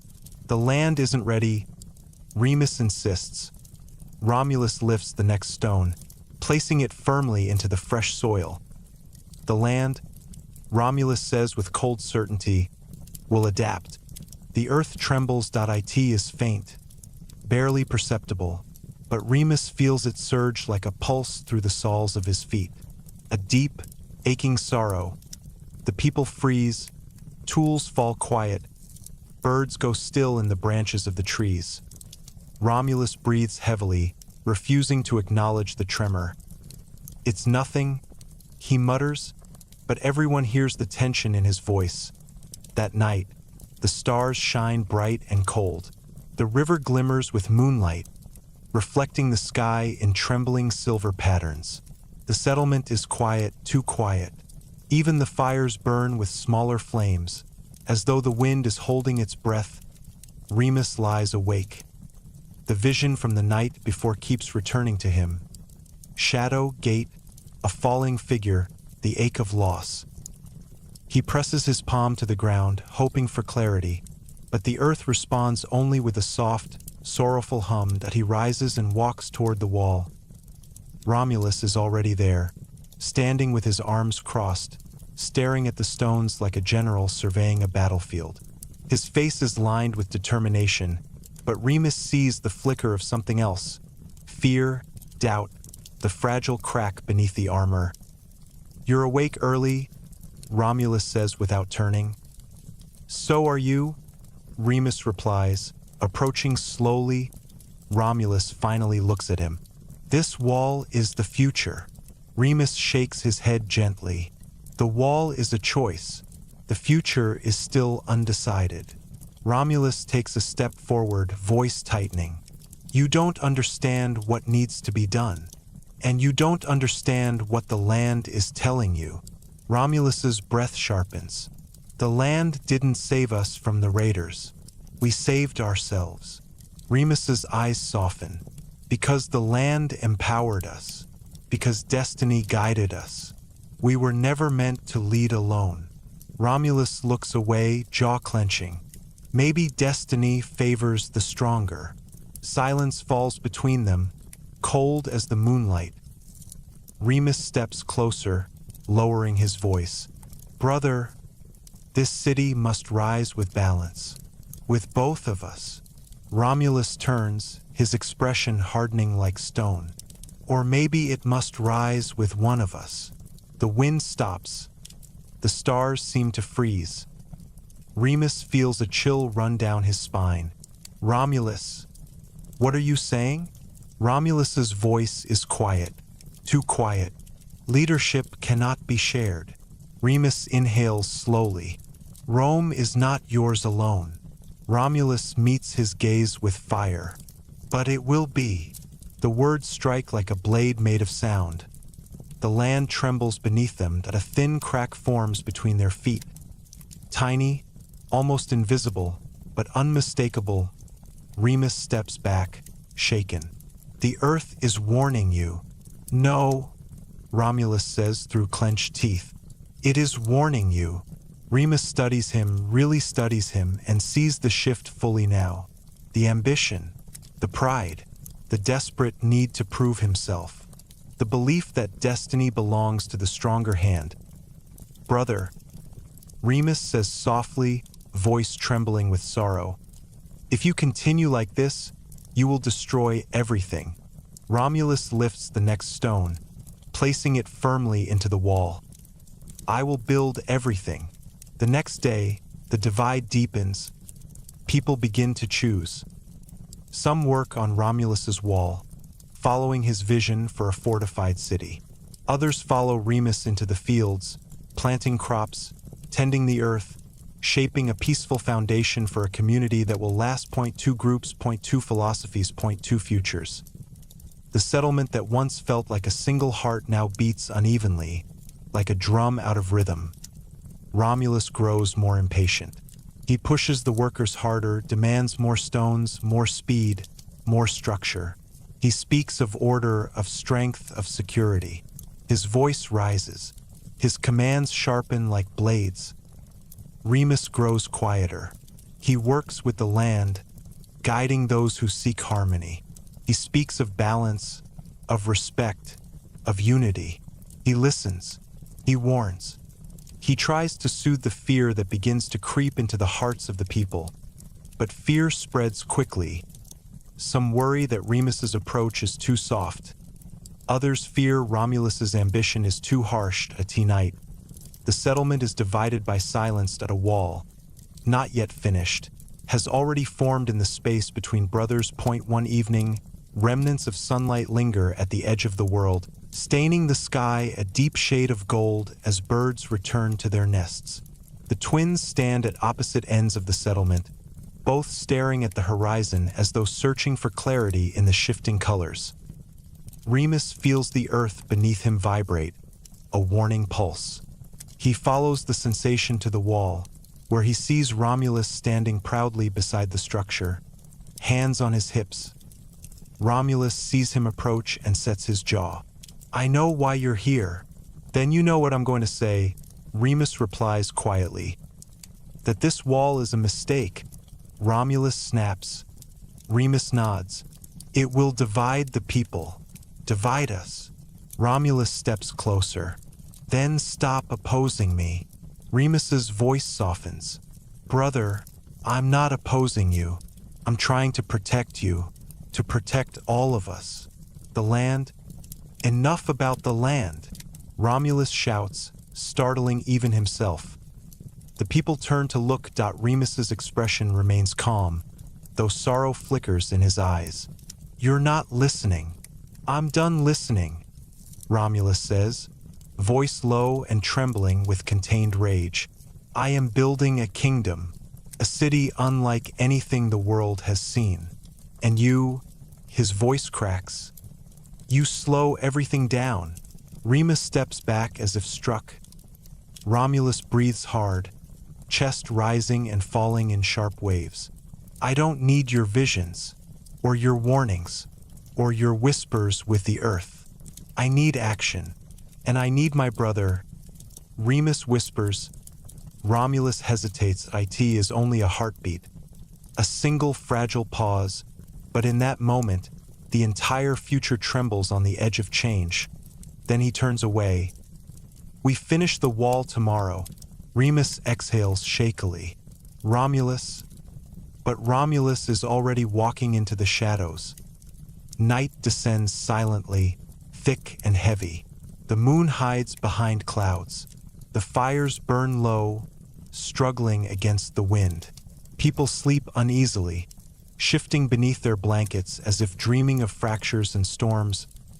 Remus lies awake, staring at the sky. He rises eventually, feet carrying him once more to the sacred circle on the hilltop. The earth feels cold beneath his palm this time. The hum is weak, faint. With pain in it, he whispers into the night, "Show me what must be done." But the earth is silent. A stillness deeper than anything he has ever felt spreads across the land. A stillness that feels like grief. Romulus, too, cannot sleep. He stands near the half-built wall, running his hands along the stones with trembling fingers. He imagines towers rising, gates opening, a city crowned with power, a city shaped by his hands, his vision, his strength. But beneath that vision lies a fear he cannot name. A fear born from a dark whisper in the back of his mind. What if he is not enough? What if destiny slips away? What if Remus is right? He pushes the thoughts away, clenching his fists until his knuckles whiten. He will not fail. He cannot fail. Rome must rise. Even if it rises alone as dawn approaches, the first light spills across the sky, soft and pale.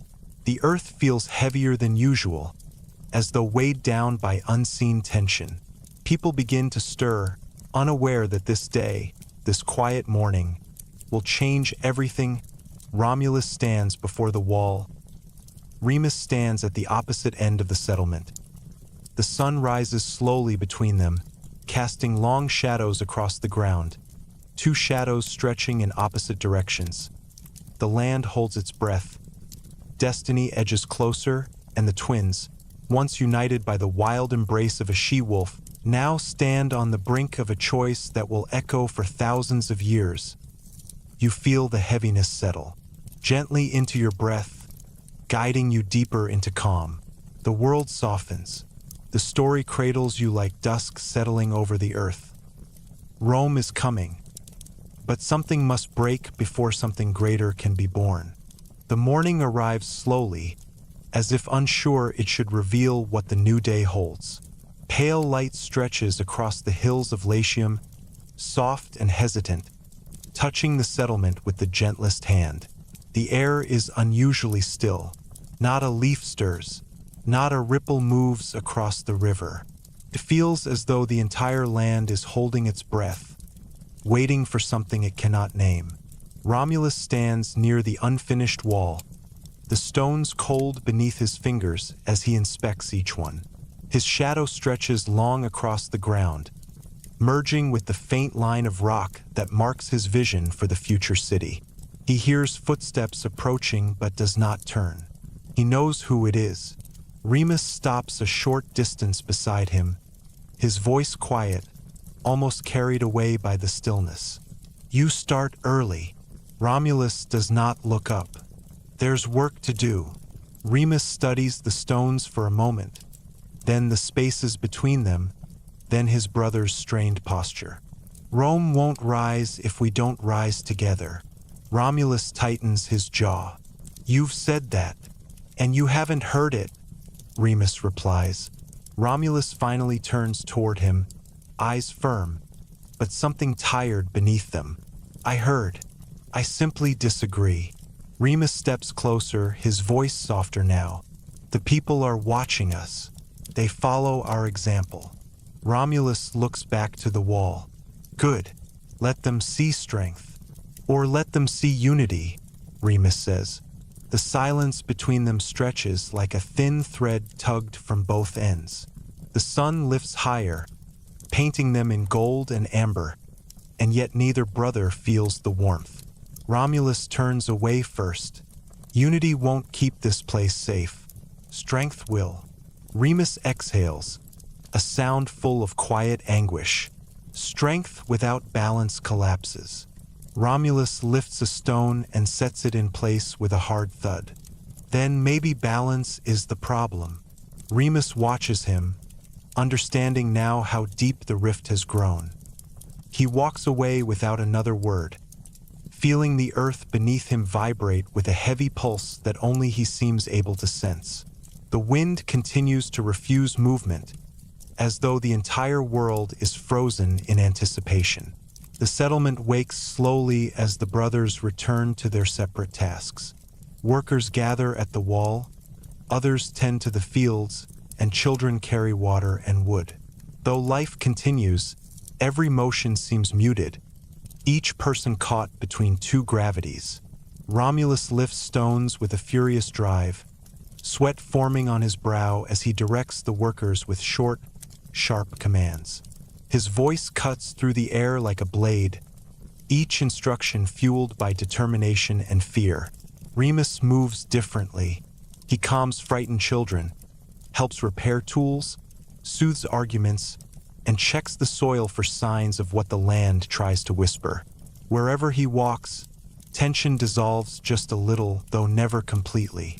Two men, two paths, two futures taking shape beneath the same sky. By midday, a dispute breaks out between two workers. Voices rise, drawing the immediate attention of others. Remus approaches with a calming hand, asking what happened, trying to understand. But Romulus arrives moments later, his presence booming. Enough! Back to work! One man looks at Remus, the other looks at Romulus. Without knowing it, the settlement divides itself again. Remus lowers his hand, sorrow in his eyes. Romulus does not look at him. That evening, the campfire glows softly, its light casting dancing shadows around the settlement. For the first time, the twins sit separately. Romulus speaks to a group of men drawn to his vision of power and protection, outlining plans, structure, discipline. Remus sits with families, telling gentle stories, offering peace. Two circles of firelight, two centers of gravity, two worlds forming in the same place. When night falls completely, Remus wakes from a dream that leaves his heart pounding. The images cling to him like smoke. A wall, a scream, falling shadows, blood on stone, a voice swallowed by silence. He rises and goes outside, the night air cold against his skin. He kneels, placing his palms on the earth. A slow, pained tremor moves through the ground. "Show me how to stop this," he whispers. But the earth gives no image, no warmth, only a soft, hollow ache. Romulus is awake too. He lies rigid, staring at the dark ceiling of his shelter, thoughts churning with equal parts ambition and fear. He imagines towers rising, gates opening, a strong city guarded by strong men. But in the quiet, another thought emerges. Dangerous, fragile. What if destiny favors Remus? He forces the thought away, sitting up and gripping his knees. "This city is mine to build," he whispers. "It must be." Dawn approaches with a faint glow. Remus stands at the sacred hilltop, palms pressed to the earth, searching desperately for guidance. Nothing answers, only silence deeper than before, a silence that feels like mourning. The day begins with Romulus calling workers to the wall. His voice carries across the settlement. "Today we finish the northern line. When this wall stands, our city begins." Remus watches, heart weighing heavily in his chest.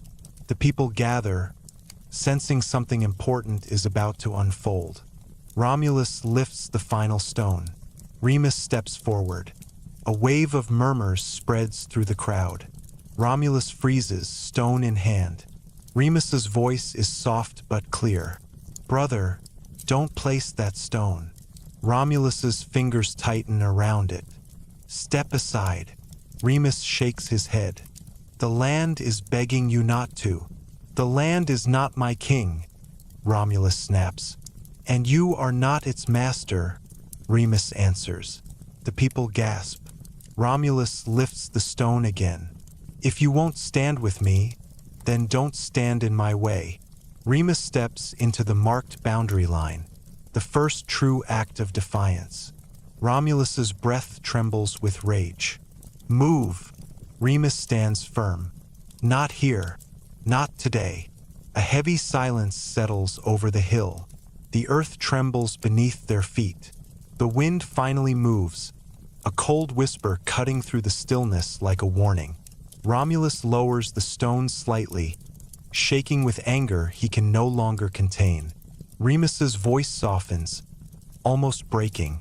"We can still fix this." But Romulus turns away. The distance between them becomes real, wide, painful, and unbridgeable. The land seems to mourn, and as the world settles into a deep quiet, destiny moves nearer, slow and unstoppable, guiding the twins toward the moment from which Rome will be born, and from which one brother will never return. The morning that follows unfolds like a veil of pale gold drifting slowly across the hills of Latium, soft and unhurried, its light brushing the tops of the trees and the sleeping roofs of the settlement with the gentlest touch. The air is cold, but not sharply so. It carries a muted stillness, a kind of watchfulness that makes every sound, every shifting leaf, every distant bird call feel amplified in the silence. It is the kind of dawn the land itself seems to breathe in carefully, as though unwilling to disturb the fragile balance that hangs over everything. Romulus has not slept. He stands near the half-finished wall, his expression tight, his hands resting on the stone he refused to place the day before. The memory of Remus stepping into the boundary burns behind his eyes like an ember that refuses to cool. His jaw clenches, loosens, clenches again. The weight of the coming day presses on him like a stone laid upon his chest. Heavier than any he has lifted for the wall, he hears movement behind him, the soft crunch of footsteps against dry soil. For a moment he thinks it is Remus again, but when he turns he sees one of the workers, a young man with uncertainty in his gaze, approach with hesitant steps. "Romulus," the man says carefully, bowing his head slightly. "The people, they're unsure what to do today." Romulus's expression flickers. He looks out toward the settlement, where small groups gather in hushed conversations. The atmosphere is fractured, like a mirror with thin cracks spreading from a single point of impact. "Tell them there is work," Romulus says, but the words sound thinner than he intends, less commanding, more strained. The worker hesitates. Some say, "Perhaps the wall should wait." Romulus turns sharply, meeting the man's eyes. "Who says that?" The man swallows. "Some follow Remus closely. They fear the signs. They say the ground is restless." Romulus scoffs, though the sound wavers. "The ground moves. The earth shifts. It is not destiny. It is nature." The man nods but does not look convinced. "Should I gather the others?" Romulus forces his hands to unclench. "Yes, tell them we work. Today is important." The man bows again, then turns and walks away, leaving Romulus alone with the stone, the wall, and the weight of a silence too deep to ignore. The sun climbs slowly, but the warmth does not seem to reach Romulus. He feels cold, not in his skin but somewhere deeper, somewhere beneath the ribs, the kind of cold born from doubt. He grips the stone tighter. He will finish the wall, that he must finish the wall. Rome must rise, even if destiny itself resists, that he lifts the stone. But he does not place it. Not yet. Remus stands at the sacred circle on the hill, his hands pressed softly to the earth, as if trying to feel through the silence that has settled beneath the soil.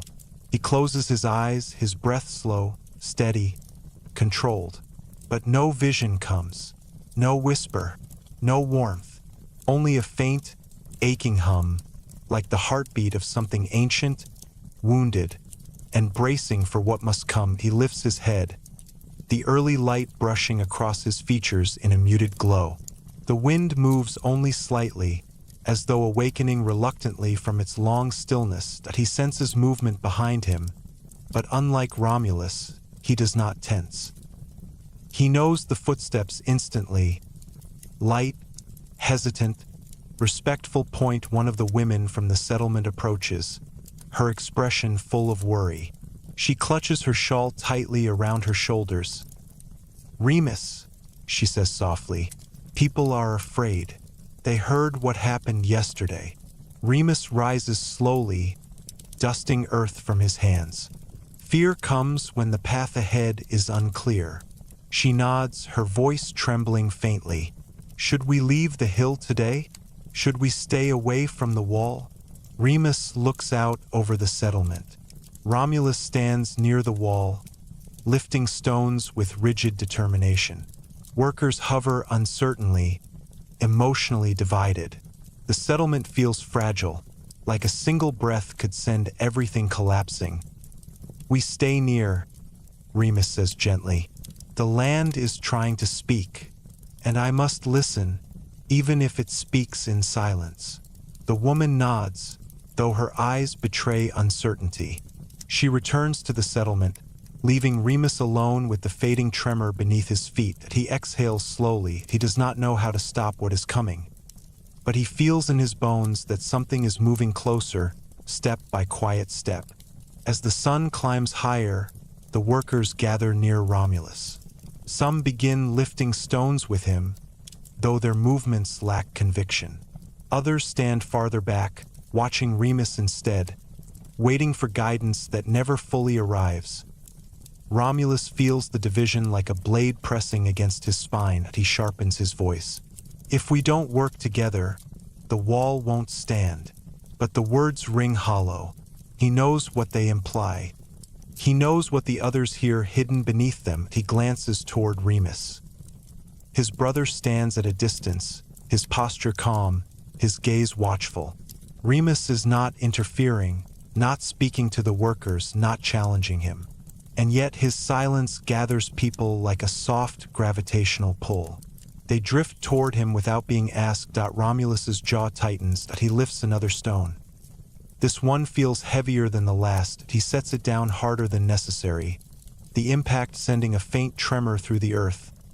Remus feels it on the hilltop. He closes his eyes. A pulse moves beneath him. Slow, pained, warning, he descends toward the settlement. When he arrives, Romulus is giving orders with a voice sharpened by frustration. The workers obey, some reluctantly, some out of fear, some out of loyalty. The wall grows taller, stone by stone, but with each addition, the air grows heavier. Remus approaches the group quietly. One of the workers notices him first and stops. Others follow, pausing to watch. Romulus sees this and feels fire flare in his chest. "Why are you all stopping?" he demands. Remus does not speak to him. Instead, he lowers himself to the ground, pressing a palm against the soil. The earth trembles again. This time harder. A few workers gasp. One steps back. Romulus feels the tremor too, but he forces himself not to react. "It's nothing," he says sharply, but his voice betrays doubt. The tremor fades, leaving silence thicker than before. Remus rises slowly. "Romulus, the land is warning us." Romulus steps closer, eyes bright with anger. "Or you are trying to control them." Remus flinches. "I don't control anyone. I listen." Romulus lifts the stone again. "I lead." Remus breathes in slowly. Leadership without listening is blindness, and listening without acting is weakness. Romulus snaps. The settlement falls quiet. Workers glance between the brothers. Torn, Romulus's breath sharpens. Remus's shoulders lower slightly, as if carrying the weight of a truth he wishes he could unlearn. "This isn't about power," Remus says softly. "It's about fate." Romulus laughs, but the sound is brittle. Fate favors the strong. Remus shakes his head. Fate favors the wise. The earth trembles again, but this time, the tremor does not fade. It deepens. A slow, rolling pressure moves beneath the hill, as though something ancient shifts restlessly in its sleep. The workers stumble back. A child cries. The ground swells gently before settling again. Silence. Romulus looks shaken despite his attempts to appear composed. It's nothing. It's just movement. Remus meets his eyes. The land knows what we do not. Romulus grips the stone tightly. I will not stop. I know. Remus whispers. Romulus lifts the stone again, but his hands shake. He cannot place it. Not yet. Not with everyone watching. He lowers the stone slowly. The workers exchange glances. Fear on some faces, relief on others. Romulus steps back, his chest rising and falling sharply. We will continue later. He walks away from the wall, the weight of doubt following him like a shadow he cannot outrun.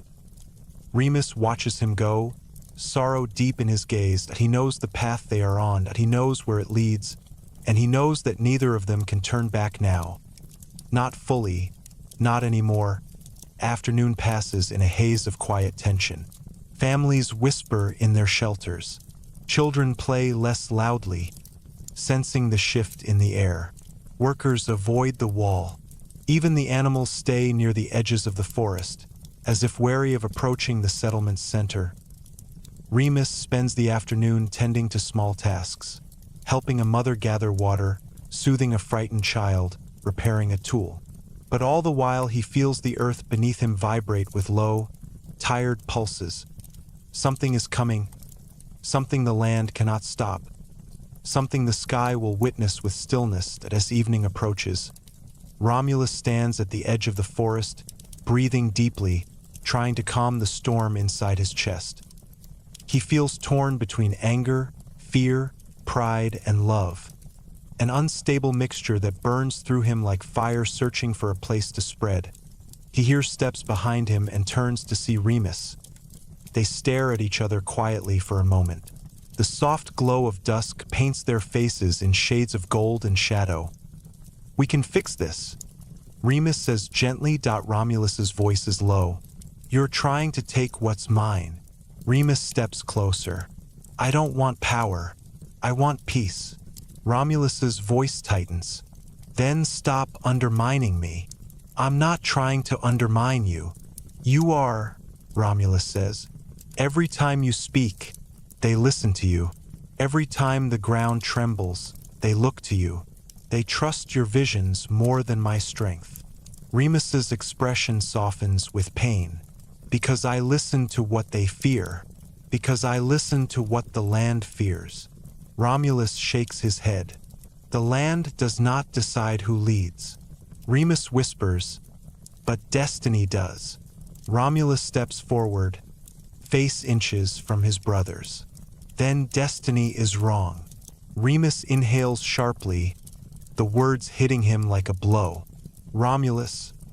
But Romulus turns away, unable to bear the weight of his brother's sorrow. He walks into the forest, leaving Remus alone with the dying light and the ache of inevitability. Remus kneels, pressing his palm to the earth. The earth pulses slower now, tired, resigned. Remus closes his eyes. I understand, he whispers. Destiny is not a warning. Destiny is a countdown. Night descends softly, wrapping the settlement in shadows. Fires burn low, casting gentle flickers across the stone and wood structures. People sleep uneasily, dreams tugged by the tension that hangs in the air like a thin mist. Remus sits near one of the low fires, staring at the embers. A young boy approaches him quietly and sits beside him without speaking. Remus offers a small smile. Could you tell a story? The child whispers. Remus hesitates for a moment, then nods. He tells a gentle tale, one of the moon guiding a lost traveler through the forest, of stars singing soft melodies that help the weary fall asleep. The boy's eyes slowly droop and he leans against Remus, drifting off as the fire crackles softly.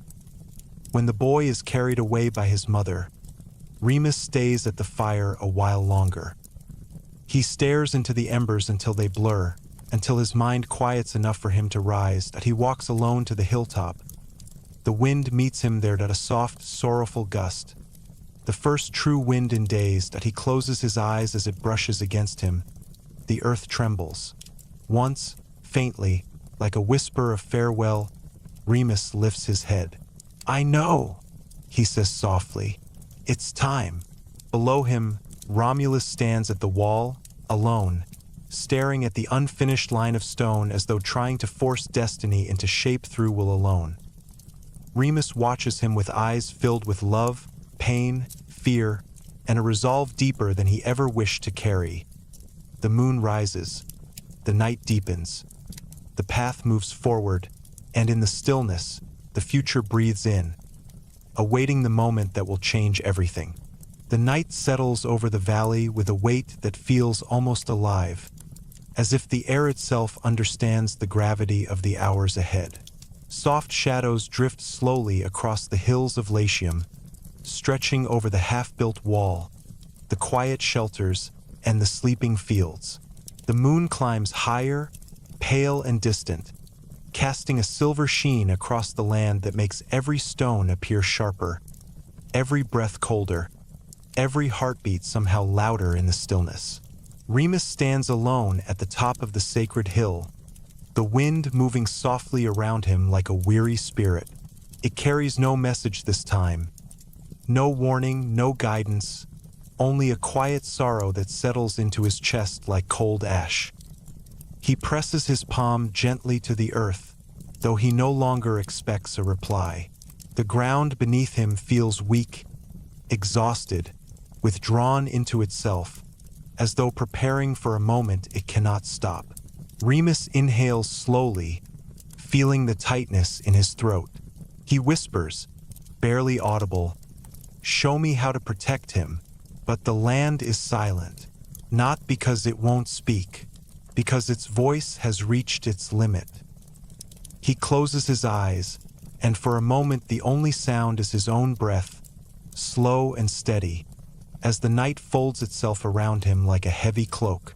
When he opens his eyes, he sees Romulus in the distance, moving through the settlement with restless steps, pausing often, gripping the stones of the wall as though he might force certainty into his hands if he squeezes hard enough.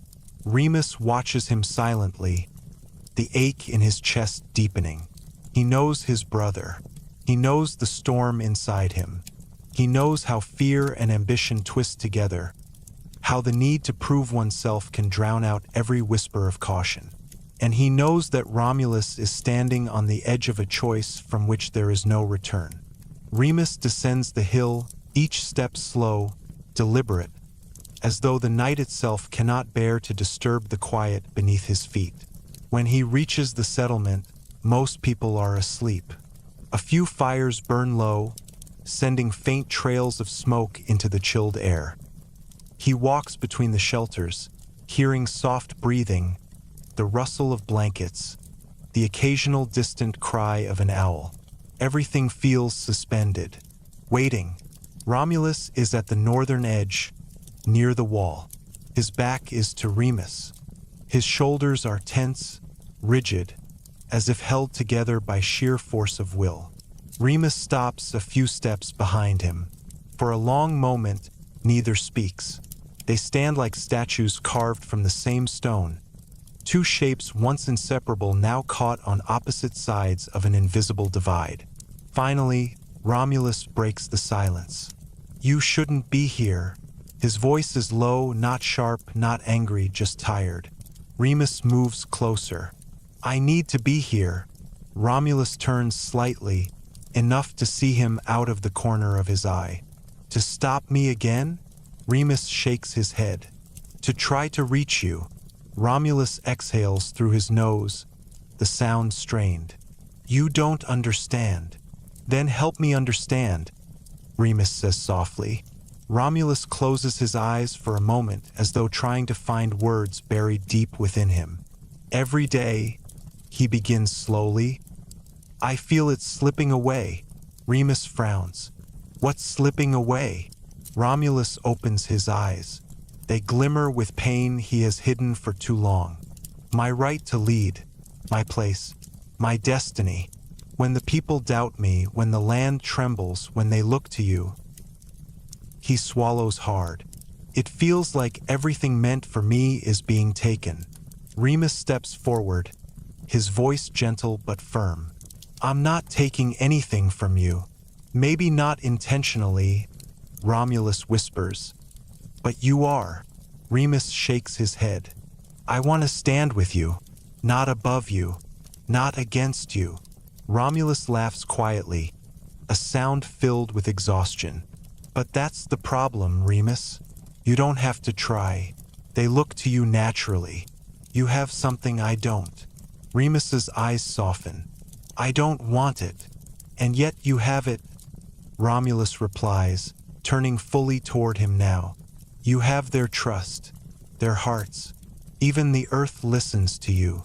Remus lowers his gaze. I never asked for that. But you were given it, Romulus says, voice trembling. And I was given strength. And strength means nothing if no one believes in the one who carries it. Remus takes another step closer. I believe in you. Romulus looks away. That is not enough. Remus hesitates, then asks softly, What do you want, Romulus? Romulus says nothing at first. His breath shakes. His hands curl into fists. When he finally speaks, his voice cracks. I want to know I matter. Remus feels his heart break. He reaches out a hand. You do matter. More than you know. Romulus's jaw tightens. Then why does destiny choose you? Remus steps closer. Maybe destiny isn't choosing me. Maybe it's warning me. Romulus shakes his head. Warnings don't change anything. Remus whispers, They can if we listen. Romulus turns away, breathing hard. The wall will be finished. Tomorrow, with or without you. Remus closes his eyes, the weight of those words sinking into him like a stone falling into deep water. He whispers, Then I'll be here, to make sure no harm comes. Romulus looks back, eyes narrowing. From whom? From me. Remus hesitates. From fate.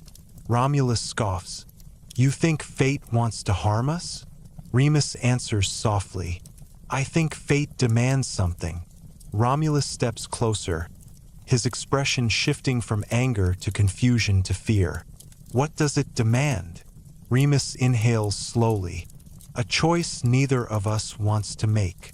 Romulus shakes his head and steps away, refusing to hear more. I'm going to finish the wall, he says again, as though repeating it will make it easier to believe. Remus watches him go. He whispers to the wind, I know, and I know what it will cost. The night grows colder. Remus returns to the settlement. Romulus remains at the wall until the moon is high, staring at the stones like they hold the key to something he cannot find. Hours pass, slow, heavy, unforgiving. At last, Romulus closes his eyes, exhausted, and walks back to his shelter. But sleep does not come for either of them, and the land, once full of whispers, falls into a silence that feels almost like grief. As dawn approaches, Remus stands again on the hilltop, watching the first thin line of light appear on the horizon. The wind moves around him, carrying a faint, fragile warmth. He whispers into it, I will protect him, no matter the cost. Far below, Romulus stands beside the wall, hand resting on the final stone. His eyes are fixed on the horizon too. The morning rises slowly, softly, reluctantly. Two brothers stand on opposite ends of the settlement, both believing they can stop what is coming. neither realizing that destiny has already stepped into the valley, and the one who falls will shape the world for thousands of years to come. The sun lifts higher, spreading its pale light across the settlement as though illuminating a stage where the final act is preparing to unfold. The air is cool but heavy, thick with anticipation. People begin to wake, moving slowly, quietly, sensing the unease that lovers, strangers, and even animals feel in their bones. No one speaks loudly, no child runs. Even the fires crackle more softly, as if respectful of something looming in the unseen distance of fate. Romulus stands before the wall, the final stone cradled in his hands. Its weight is not immense, but he carries it as though it is heavier than any boulder he has ever lifted. Sweat beads along his brow, not from physical exertion but from the pressure coiling around his spirit. He knows this moment matters. He knows everything that has guided his hands since the beginning has brought him to this single decision. And yet, beneath the determination in his chest, something else swirls. An uneasy tremor, a whisper of fear, a question he cannot silence. He looks over his shoulder. People gather in small circles, hesitant, watching him but unsure if they should approach. Mothers hold children close. Men stand with folded arms. The elderly sit near their shelters, eyes distant, as though remembering warnings from old stories told by their ancestors. And somewhere among them, Remus walks with quiet purpose, his gaze soft, attentive, searching for the right moment to stand beside his brother without igniting the flame that already burns between them. When Remus reaches him, the earth shifts beneath their feet with a slow, aching tremor. It is softer than the earthquakes of the previous days but deeper, almost like a heartbeat slipping. Romulus grips the stone tighter. Remus closes his eyes and places a palm against the trembling ground. "Do you feel it?" Remus whispers. Romulus nods without meaning to. "Yes." "Then don't place the stone." Romulus looks up sharply. "I must. Not like this." Remus pleads. Their eyes lock.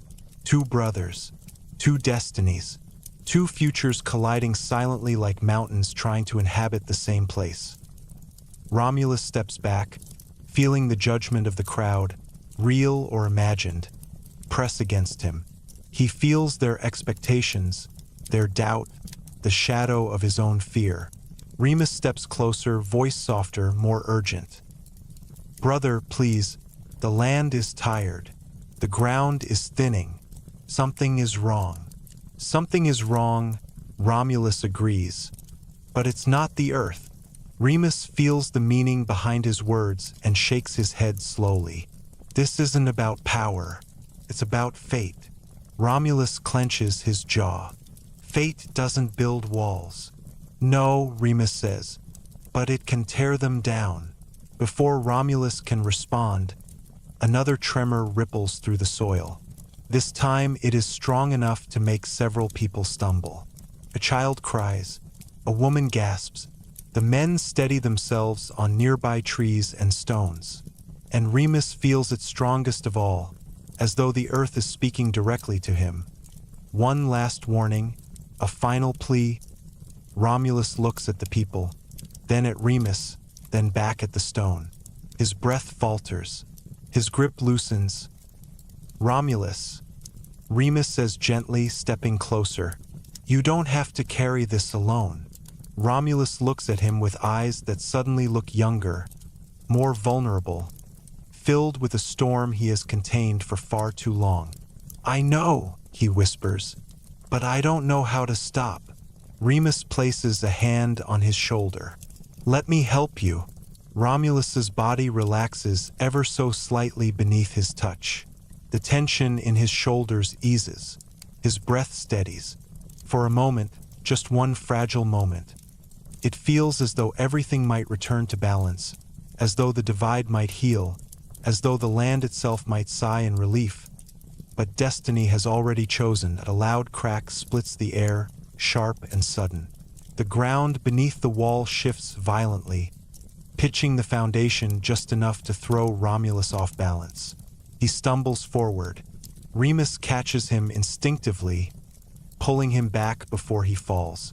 The stone drops to the ground, striking another rock with a harsh clatter that echoes across the hills. The crowd gasps. The tremor fades slowly. Romulus pulls away from Remus's arms, breath shaking. For a moment he sees Remus not as his brother, not as his equal, but as the embodiment of the force opposing him. Something dark flickers behind his eyes, fear twisted into resentment, love entwined with rage. "Don't touch me," Romulus says, voice cracking. Remus lowers his arms, stunned. "I was trying to help." Romulus steps back, eyes blazing with a mixture of pain and fury. "You think I need help? You think I'm weak? Is that what you want them to believe? That without you, I am nothing?" Remus's voice trembles. "No, Romulus, no. That's not. You humiliate me," Romulus says louder now. "Every time you speak, you make me small." Remus's throat tightens. "I'm trying to protect you." "I don't need your protection," Romulus snarls. "I need my city. I need my destiny. And I need you to stop standing in my way." Remus steps closer, tears stinging his eyes, though he refuses to let them fall. "Then tell me what to do. Tell me how to help you without losing everything else." Romulus points to the wall. "Stand there. Stand with me. Support the wall. Support my rule." Remus hesitates, pain flashing across his face. "I can stand with you, but I cannot stand against the land." Romulus's voice drops to a low tremor. "Then you stand against me." The words slice through the air like a blade. Remus's breath catches. "Brother, please, don't say that." Romulus turns away, lifting the stone again despite the tremor in his hands. "Tomorrow I finish this, with you or without you." He walks off, leaving Remus staring at the ground, the tremor beneath his feet matching the one in his chest as Romulus disappears into the trees. The sky darkens even though the sun is still rising. Clouds gather slowly, drifting like silent witnesses awaiting the moment history will reshape itself. Remus kneels, placing his palm to the earth again. The ground pulses weakly. A sound like a faint sigh rises from the soil. Remus whispers, "I understand. I know what must be done." He stands slowly, the weight of the moment settling across his shoulders like a mantle he never asked to bear. The land falls silent once more. The wind stops, even the river holds its breath, and the day inches forward, carrying both brothers toward a destiny neither can escape. When Remus returns to the settlement, the people look to him with pleading eyes. They want answers. They want safety. They want clarity. And he tries to offer it, not through speeches, but through presence, through calm, through the steady grounding he has always brought them.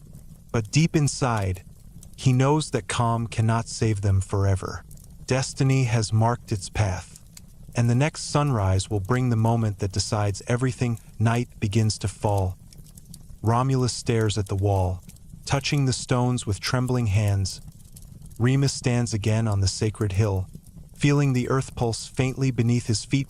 Two brothers, one choice, one world waiting to be born.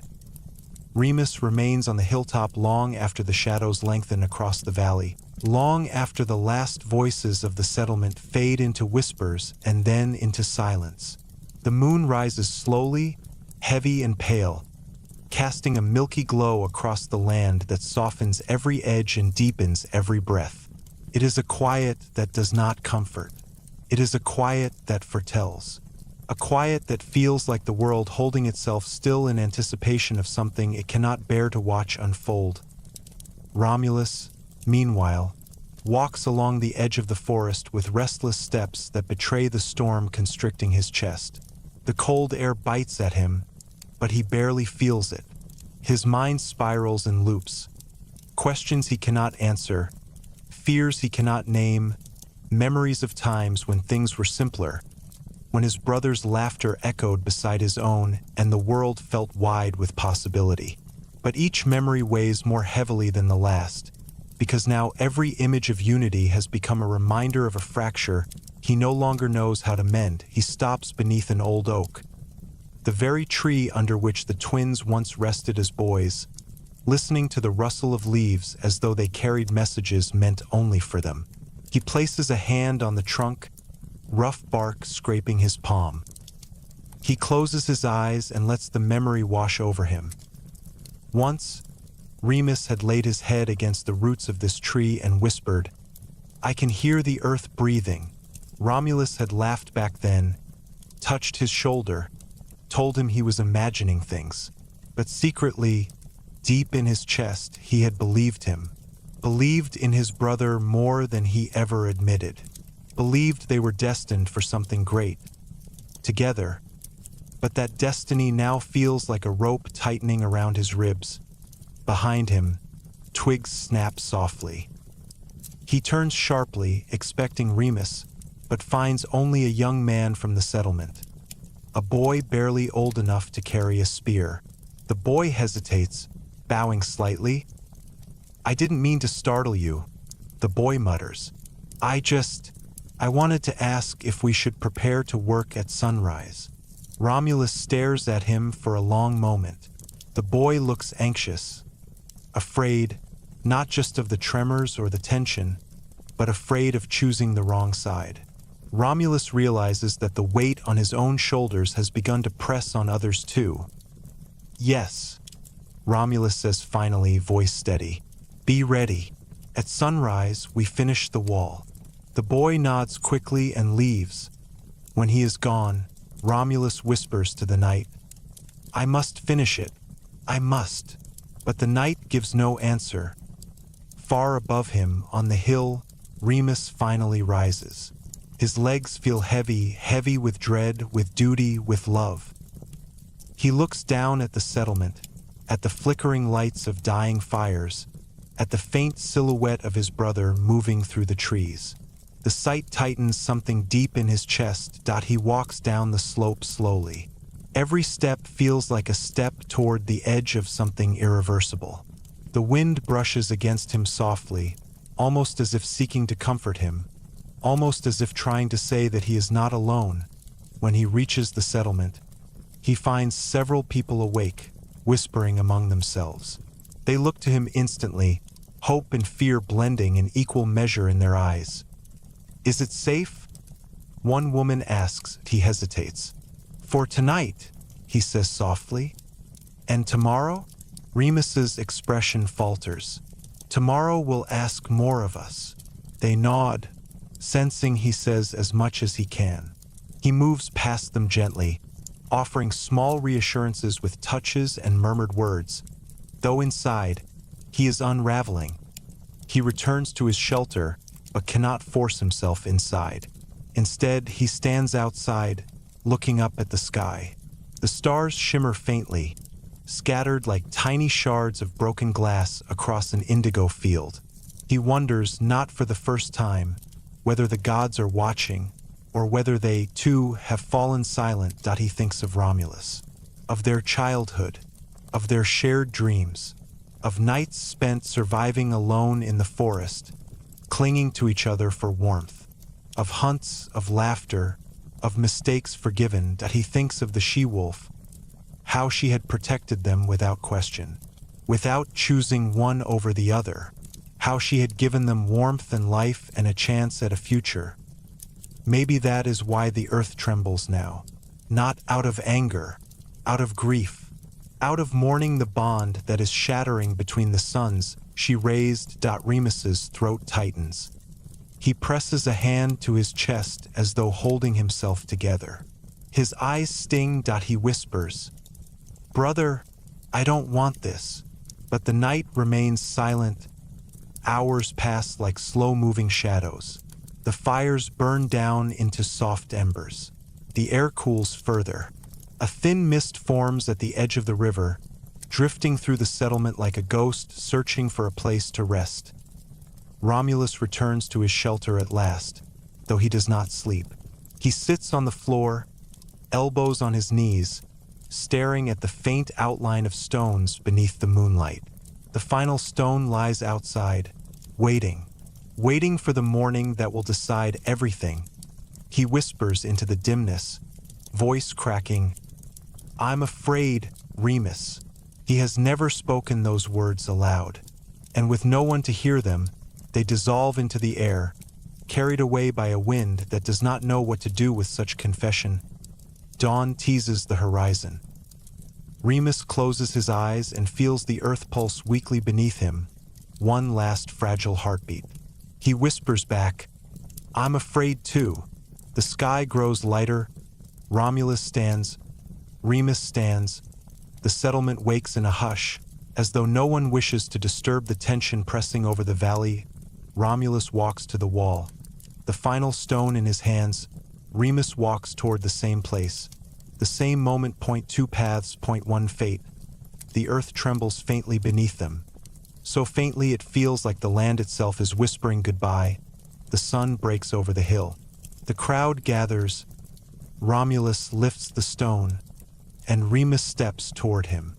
The morning rises with a quiet so deep it feels almost sacred, as though the world itself has placed a gentle finger to its lips.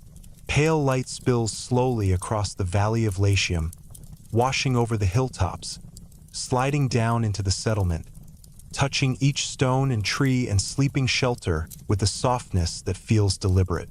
The air is cool, tinged with the faint scent of the river, and the first breath of dawn feels heavier than usual, thicker somehow, weighted with a sense of inevitability. Romulus walks toward the wall with the final stone in his hands. His steps are steady, but his breath trembles in his chest. The light catches the edges of the stone, giving it a muted glow that seems too heavy for dawn. Behind him, the settlement moves with slow caution. People step quietly out of their shelters, drawn to the place where destiny waits but afraid to move too close. Their faces reflect uncertainty, fear, hope, sorrow, every emotion that arises when a great change draws near. Remus walks from the opposite direction, moving with the calm, steady grace of someone who understands the weight of the moment even if he wishes he did not. His gaze is soft, deep, almost mournful as he approaches. His hand brushes the tops of the grasses as he walks, feeling the faint vibrations of the earth, weak pulses that resemble the heartbeat of someone fading into sleep. He feels it in his bones. This is the last message the land will give. The brothers meet at the wall, neither speaking at first.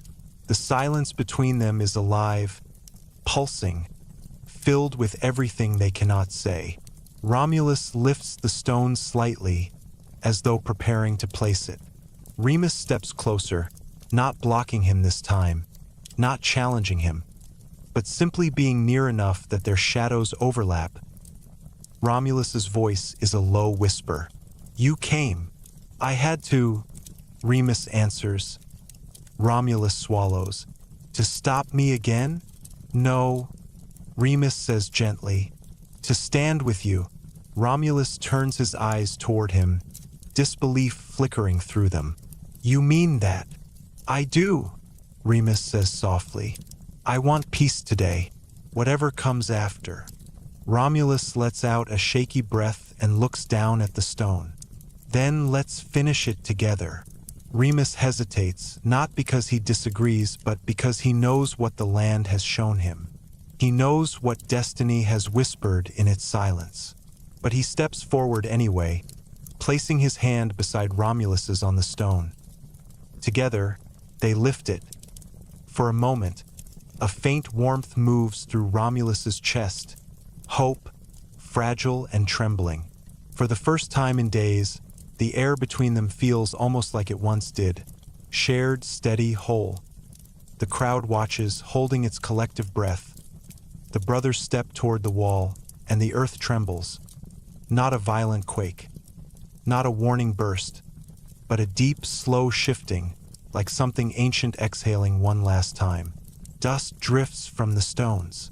A faint crack appears at the base of the wall, spidering slightly before settling again. The tremor fades, but its meaning lingers. Romulus's eyes flicker with fear.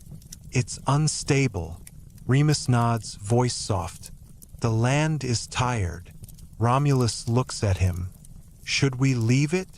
Remus searches his brother's face. Do you want to? Romulus hesitates.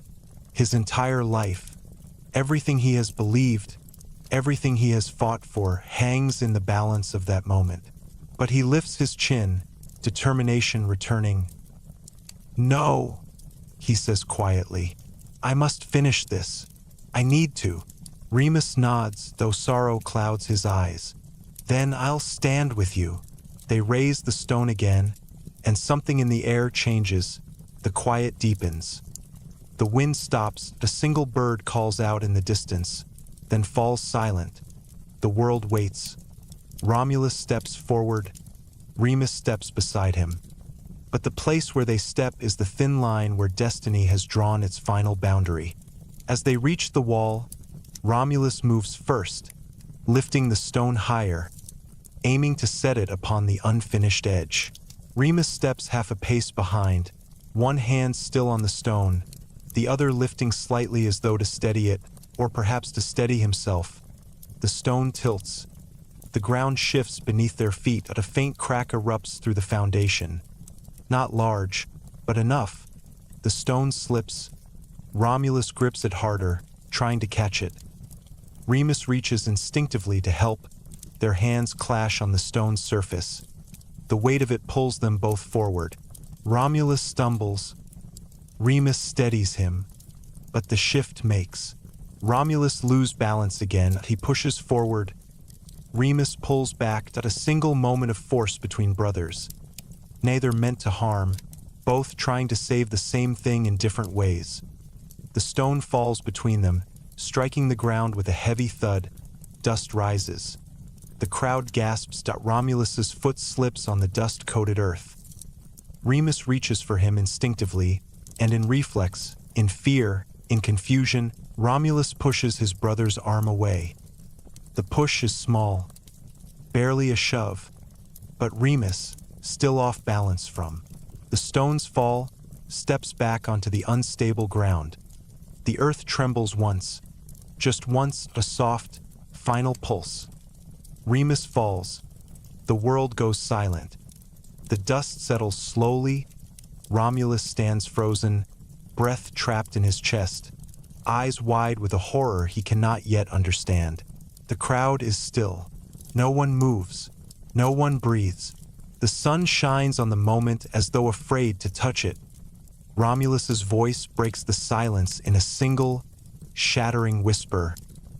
Remus? He steps forward on shaking legs. Remus lies on the ground near the base of the wall, his head resting against a stone that now seems impossibly cold. His breath is shallow. His eyes flutter open. Romulus falls to his knees beside him. His hands shake violently as he cups the side of Remus's face. No, Romulus whispers. No, no, no, brother. Look at me. Remus tries to smile, a small, pained curve of the lips that carries more love than sorrow. I'm here, he murmurs.